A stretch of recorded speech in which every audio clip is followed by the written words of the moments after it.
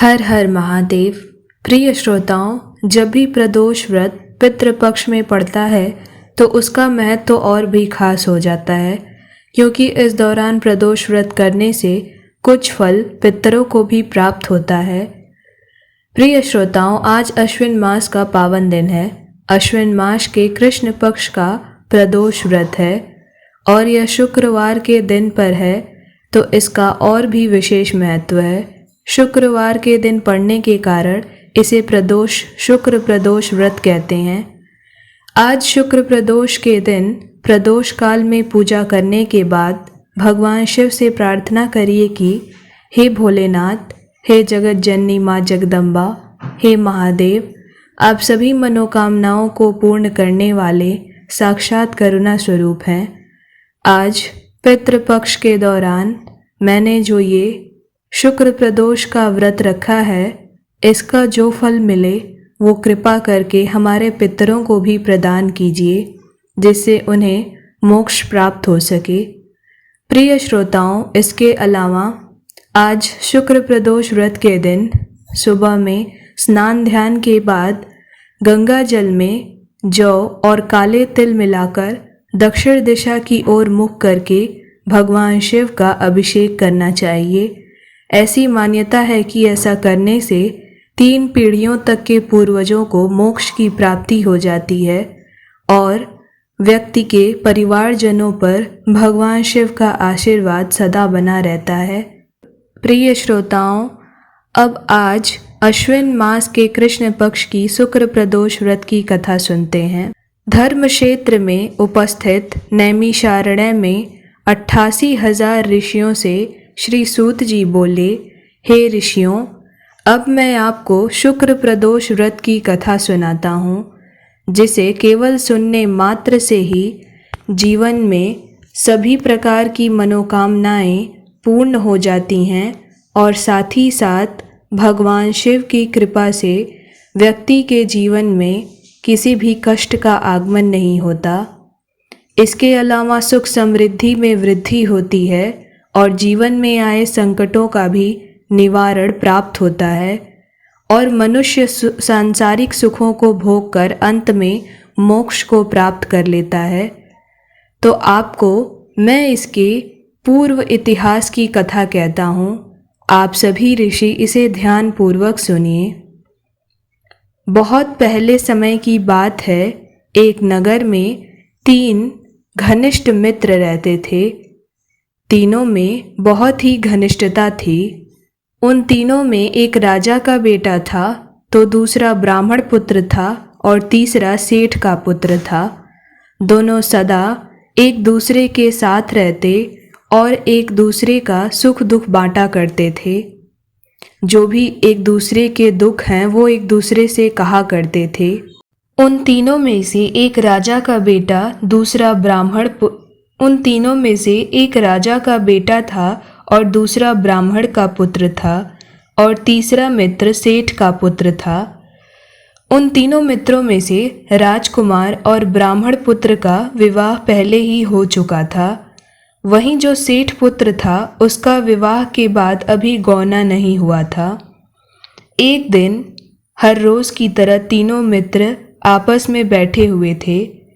तभी तीनों मित्रों में से 2 मित्रों ने महिलाओं के बारे में चर्चा करना शुरू कर दिया कि किस प्रकार महिलाएं पूरे दिन भर मेहनत करके घर को चलाती हैं और पूरे घर को संजो के रखती हैं। तभी जो ब्राह्मण पुत्र था उसने महिलाओं की प्रशंसा करते हुए कहा कि नारीहीन घर भूतों का डेरा होता है। जिस घर में नारी नहीं होती वो घर नहीं भूतों का घर होता है, क्योंकि उस घर में देवी देवता निवास नहीं करते जहाँ नारी नहीं होती। नारी का होना घर में बहुत ही आवश्यक है। जो सेठ का पुत्र था वह बहुत ध्यान से अपने दोनों मित्रों राजकुमार व ब्राह्मण पुत्र की बात ध्यान से सुन रहा था। सेठ पुत्र ने जब उनके मुख से यह बात सुनी तो उसने मन में सोचा कि मेरी भी पत्नी अभी तक विवाह के बाद घर नहीं आई है, कितने वर्षों से अपने ससुराल में ही है। मुझे भी तुरंत जाकर अपनी पत्नी को घर लाना चाहिए। तब सेठ पुत्र ने मित्रों से कहा कि मित्र, मैं भी अपनी पत्नी को लेने के लिए ससुराल जा रहा हूँ। मैं तुम सभी से बाद में आकर मिलूँगा। सेठ पुत्र ने तुरंत ही निश्चय किया और अपनी पत्नी को तुरंत ले आने के लिए अपने घर पर गया। सेठ पुत्र जब अपने घर गया तो उसने अपने माता पिता को अपना निश्चय बताया कि वह जाकर अभी अपनी पत्नी को लेकर वापस आएगा। तब उसके माता पिता ने कहा, बेटा, शुक्र देवता अभी डूबे हुए हैं। इन दिनों बहू बेटियों को उनके घर से विदा करके लाना शुभ नहीं होता है, इसीलिए शुक्रोदय के बाद ही तुम अपनी पत्नी को विदा करके लाना। इसमें तब किसी भी प्रकार की समस्या नहीं रहेगी।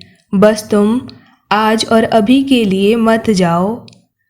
तब माता पिता के कहने पर भी सेठ पुत्र ने अपना निश्चय नहीं बदला। वह बार बार जिद करता रहा कि नहीं, मैं इन सब बातों को नहीं मानता।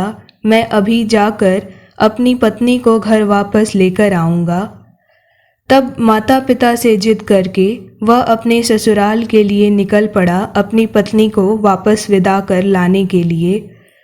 जब अपने ससुराल पहुंचा तो उसने अपने सास ससुर को भी अपना निश्चय बताया। सास ससुर ने भी उसे लाख समझाया कि बेटा, शुक्रोदय के बाद हम अपनी बहू बेटियों को विदा नहीं करते हैं। अगर विदा कर देंगे तो इससे जीवन में कुछ भी शुभ नहीं होता। ज़रूर कुछ न कुछ ऐसी घटनाएं हो जाती हैं जिसकी कभी किसी ने कल्पना नहीं की हो। कृपा कर आज हमारी बहू बेटी को न ले जाकर कल लेकर जाना, इसमें तब हमें कोई आपत्ति नहीं होगी। लेकिन फिर भी वह अपने सास ससुर की बात नहीं माना। उसके सास ससुर की बात का असर उस पर थोड़ा भी नहीं पड़ा। तब अंत में उसके जिद के कारण उसके सास ससुर को भी अपनी बेटी को विदा करना पड़ा। तब अपनी पत्नी को ससुराल से साथ लेकर वह दोनों पति पत्नी नगर से बाहर निकले। अभी वह नगर से बाहर निकले ही थे कि रास्ते में ही उनकी बैलगाड़ी का पहिया अचानक से टूटकर बाहर निकल आया और एक बैल की भी टांग बुरी तरह से टूट गई और पत्नी को भी काफ़ी चोट आई। इसके बाद भी सेठ पुत्र थोड़ा भी रुका नहीं और ना ही विचार किया कि ऐसा क्यों हो रहा है। वह इन बातों को ध्यान न देते हुए आगे बढ़ते रहा। अब दोनों पति पत्नी पैदल जाने लगे क्योंकि बैलगाड़ी का पहिया टूट चुका था और जो बैल था उसका भी एक पैर टूट चुका था। अब उनके पास कोई रास्ता नहीं था सिवाय पैदल जाने के। तब उस घनघोर जंगल में दोनों पति पत्नी पैदल ही जा रहे थे।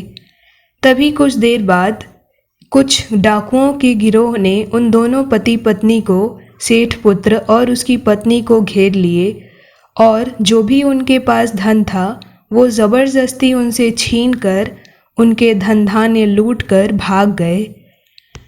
अब तो दोनों मारे मारे फिरने लगे। सेठ का पुत्र पत्नी सहित रोता पीटता हुआ किसी प्रकार घर पहुंचा। जैसे ही वह घर गया तभी उसे पता नहीं कहाँ से एक सर्प ने डस लिया। तब यह देखकर लोगों ने जल्दी जल्दी उसके पिता को यह बात बताई। तब उसके पिता रोते बिलखते जल्दी से गांव के वैद्य को बुलाए। जब वैद्य आए तो उन्होंने देखने के बाद उसके पिता को बताई कि आपका पुत्र 3 दिन में ही मृत्यु को प्राप्त होगा। वैद्य की बात सुनकर सेठ पुत्र का पिता बहुत ही दुख में आ गया और दुख के कारण रोने लगा। उसी समय इस घटना का पता ब्राह्मण पुत्र को लगा जो कि सेठ पुत्र का एक मित्र था। तब वह उसके घर आया और उसने सेठ से कहा कि आप अपने लड़के को अपनी पत्नी सहित फिर से अपनी बहू के घर वापस भेज दो। इन सारी बाधाओं का कारण यह है कि आपका पुत्र शुक्र के अस्त में पत्नी को विदा करके लाया है। शास्त्र के अनुसार यह उचित नहीं है। इसी कारणवश ये सब घटनाएं आज उसके जीवन में लगातार हुई हैं। सबसे पहले तो उसकी बैलगाड़ी और बैल का पहिया टूट जाना, और दूसरा डाकुओं का लूट लेना, और तीसरा सर्प के डस लेना। ये तीनों घटना इसी कारण से हुई है क्योंकि उसने सुक्रास्त में पत्नी को विदा करके लाया है, जो शास्त्रों में सर्वथा अनुचित माना गया है। अगर आपका यह पुत्र फिर से ससुराल जाकर अपनी पत्नी को वापस छोड़ आए तो वह अवश्य ही बच सकता है। तब सेठ को ब्राह्मण पुत्र की बात समझ में आ गई और उसने तुरंत ही अपनी पुत्र वधू और पुत्र को बैलगाड़ी के मदद से वापस भिजवा दिया। वहां पहुंचते ही सेठ पुत्र की हालत अब धीरे धीरे ठीक होनी शुरू हो गई। ससुराल में उसके सास ससुर ने उसका खूब ध्यान रखा। कई वैद्यों से इलाज के बाद अब धीरे धीरे सेठ के पुत्र की हालत में सुधार आने लगा। कुछ दिनों पश्चात वह पूरी तरह से ठीक हो गया और सर्प का जो विष था वो भी पूरी तरह से खत्म हो गया। जब वह स्वस्थ हुआ तो सब ने उसकी गलती के बारे में बताया कि सब बड़ों के समझाने पर भी उसने नहीं माना और शुक्रोदय के बाद अपनी पत्नी को विदा कराकर ले गया। तब उसे अपनी भूल का एहसास हुआ और उसने शुक्रदेव और भगवान शिव से क्षमा मांगी अपनी इस घोर गलती के लिए, और उसने साथ ही शुक्र प्रदोष व्रत की महिमा को भी समझ लिया। तब से ही वो और उसकी पत्नी ने शुक्र प्रदोष व्रत को करना प्रारंभ किया। हर मास में पड़ने वाली दोनों प्रदोष व्रत को दोनों दंपत्ति पूरे विधि विधान से करने लगे और जो भी प्रदोष व्रत के नियम थे उनको पालन करने लगे, जिसके फलस्वरूप उनके जीवन में फिर से प्रसन्नता आ गई और दोनों पति पत्नी जीवन में साथ में सुखपूर्वक जीवन व्यतीत करने लगे।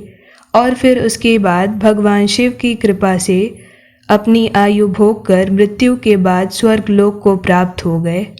प्रिय श्रोताओं, इसी तरह जो मनुष्य शुक्र प्रदोष का व्रत कर भगवान शिव की पूजा करता है और प्रदोष व्रत के सभी नियमों का पालन करता है तो उसके भी जीवन में सकारात्मकता आती है और दरिद्रता और अभावों का नाश होता है। साथ ही पूरे जीवन पर्यंत वह मनुष्य सांसारिक सुखों को भोग कर अंत में शिवलोक को प्राप्त होता है और साथ ही उसे मोक्ष की प्राप्ति होती है। प्रिय श्रोताओं, इस समय पितृपक्ष का काल चल रहा है, साथ ही आज शुक्र प्रदोष व्रत का पावन दिवस है। तो यदि आप पितृदोष से मुक्ति पाना चाहते हैं तो त्रयोदशी तिथि में संध्या काल में दक्षिण दिशा की ओर दीपक जलाकर पितरों का स्मरण कर उन्हें प्रणाम करिए और भगवान शिव से प्रार्थना करिए कि उनकी कृपा आपके परिजनों पर सदैव बनी रहे और साथ ही साथ अगर आपके ऊपर पितृदोष है तो उससे मुक्ति मिले। इस उपाय को करने से जीवन में सुख शांति बनी रहती है और वंश वृद्धि होती है। तो आज प्रदोष व्रत के दिन इस उपाय को जरूर करिए और भगवान शिव से अपने सुख तो इस उपाय को आज अवश्य करिए और साथ ही भगवान शिव से अपनी सुखी जीवन की प्रार्थना करिए।